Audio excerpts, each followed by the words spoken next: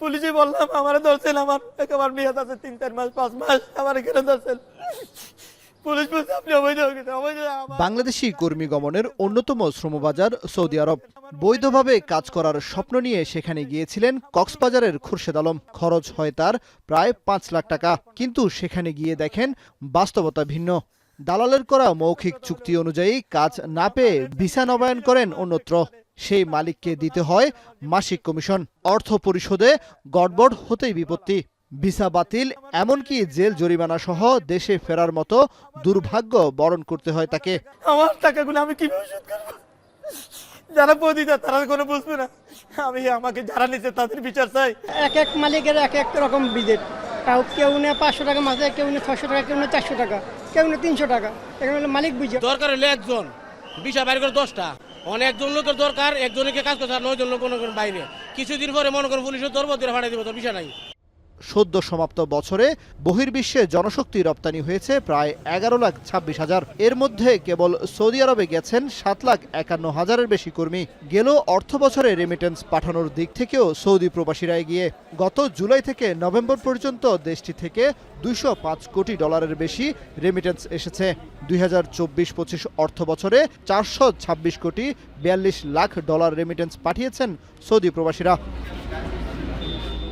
কিন্তু সর্বোচ্চ রেমিটেন্স আসা দেশটির শ্রমবাজারও টেকসই হচ্ছে না।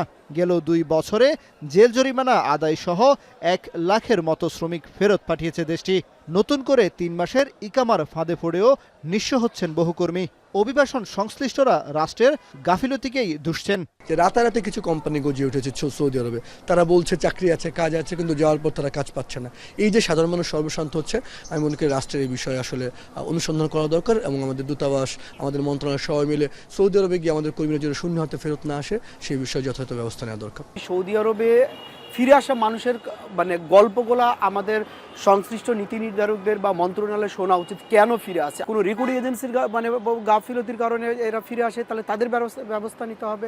এমনকি দূতাবাসের দায়িত্বহীনতার যদি কোনো ঘাটতি থাকে তাহলে দূতাবাসের ব্যবস্থা নিতে হবে। শ্রমিক প্রেরণকারী প্রতিষ্ঠানগুলো বলছে কিছু প্রবাসীর ভিসা সোর্সিং ও স্বজনদের মাধ্যমে পাওয়া ভিসাগুলোতেই ঝুঁকি বেশি। যদিও সৌদি যাওয়ার আগে এখন দিতে হয় তাকামল পরীক্ষা। যতদিন পর্যন্ত আমরা রিক্রুটিং এজেন্সির মালিক এবং এফএনএফ যারা করতেছে তারা কাজ শিখার ব্যাপারে আগ্রহী না হব, কাজ শিখানোর ব্যাপারে আগ্রহী না হবে, এখানে বোথ সাইডে কিন্তু কাজ করতে হবে। তাকামলকে যদি সহজীকরণ না করা যায়, জনগণকে যদি এইটার সাথে ফ্রেন্ডলি না করা যায়, তাহলে কিন্তু আমাদের দেশ অনেক বড় একটা হুমকিতে পড়বে। এ ব্যাপারে সৌদি আরব বাংলাদেশ দূতাবাসের সাথে যোগাযোগ করেও কোনো মতামত পাওয়া যায়নি। সৌদি আরবের শ্রমবাজারের অস্থিরতা কাটাতে এখনই যৌথ উদ্যোগ না নিলে বড় ধরনের মানবিক সংকট তৈরি হওয়ার আশঙ্কা করছেন সংশ্লিষ্টরা। কামরুল হাসান জনি, এখন, ঢাকা।